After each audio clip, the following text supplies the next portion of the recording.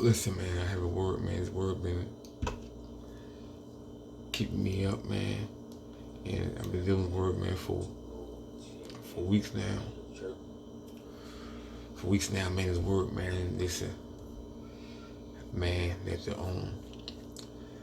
I've been quiet. I mean, just been praying, meditate, man. How the church, man, is the church is distracted, man.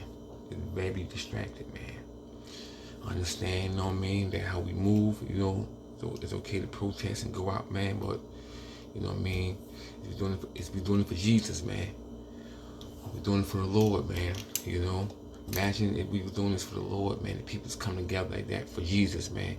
I'm not trying to be perfect or try to be a preach, you know what I mean.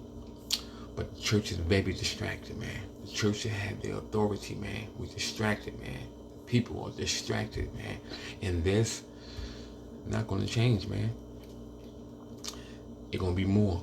It's gonna be more drama. It's gonna be more situations, man. It's gonna more situations coming up, man. It's gonna be a lot more chaos, man. You know what I mean? Because America feed off of chaos. America feed off that, man. She feed off chaos, man. And their labor pains that need to happen before Jesus come back. So this is not the worst of it. It's gonna get worse. It's gonna get much worse. But right now, the church need to be in prayer. We need to be in worship. And the church is already distracted over what's going on, man. They following the word. They preaching what's going on now. See, if they had their finger on the pulse, see, that's why, God shared something with me. He shared something with me, man. He told me that, out of 5-4 ministries, man, that, a lot of preachers, their ear is farther from God's voice, man. So every time something happened, or something happened in season, soon something go down, something happened, we preach about what's going on. There's an uproar. You got the news, we got the we got Hollywood people, we got entertainment, people, either sports world, and the preachers is going along with it, what's going on now. Instead of speaking, prophetically, man, or having, or speaking Jesus. Right now is a season of, we should be in the spot. This is a season of Jesus Christ, with the woman at the well moment. Many lives could come to be saved, man. Many lives could be converted. And one of the scriptures that God keeps showing me, man, is John 4:16, man. When Jesus told the woman, go get your husband and come here. Go get your husband. She was thirsty. She kept thirsting off her sin. She kept going back. She had 5 husbands, and she was dealing with one in the process. She had a water pot, and she kept going back and forth, filling her water pot up. That was her sin. That was something she kept thirsting. She couldn't get enough of it. And Jesus said, I will give you something that the man won't thirst no more. I will give you something, that you won't want, that you won't need to keep thirsting off what you thirsting off. I will give you something that you won't thirst no more. That's what the people need. They thirsty. The people was thirsty. Look how they just crowd around this situation. I know they was angry, upset, man, because that's the type of spirit that people's carry, man. And she said, I'll give you something that you will thirst more. And she said, what is the thing you give me that won't thirst? And she said, go get your husband to come here. Go get your husband and come here. She said, I don't have a husband. And she said, that you spoke the truth. You have 5 husbands, and the one you deal with now is not yours. So what you said was true. And she said, I perceive you're a prophet. See, that's one of the powerful statements that Jesus said in this conversation. Go get your husband, come here. That thing she was thirsting after. She had full authority in what she was doing. She had 5 husbands. She was running through men. And she had another one in process that she was thirsting off of. This was powerful. This one was running through men. She was running through them. She had authority. She owned her situation. She was control of it. That sin was controlling her. She was thirsting off that thing. It was controlling her. She was thirsting off that thing. If she had no authority over it, that thing had authority over her. And she said, go get your husband, come here. Go get that thing and come here. Whatever you thirsting after, whatever you sinning after, whatever that thing got you bound, whatever that thing that's controlling your life, whatever that thing that's keeping you, hindering, man, that got, it's keeping you stuck, man. You know, keeping you hard to serve God. What is that thing that you thirsting after? What is it? What is it? Go get it and come here. Come to Jesus. Come here, he said. Go get that thing and come here. Anything that you're dealing with, go get it and come here. So you won't thirst no more. So you won't thirst no more, right? And and and when Jesus gave her that, man, and then after she worshiped John on verse 24, and then when she went to the city, man, she went to the city and she went to go tell the men. She set her water pot down, she set her sins down, she set it down, and she went to the city to go get the men, to tell the man that come see about a man that told me all things about me. So she went. So the situation she came from, dealing with a bunch of men thirsting off his thing, and after she got an encounter with Jesus, she went to the city, vandalized. She went to vandalize, man, and went and told some men to come see a man that told me all things.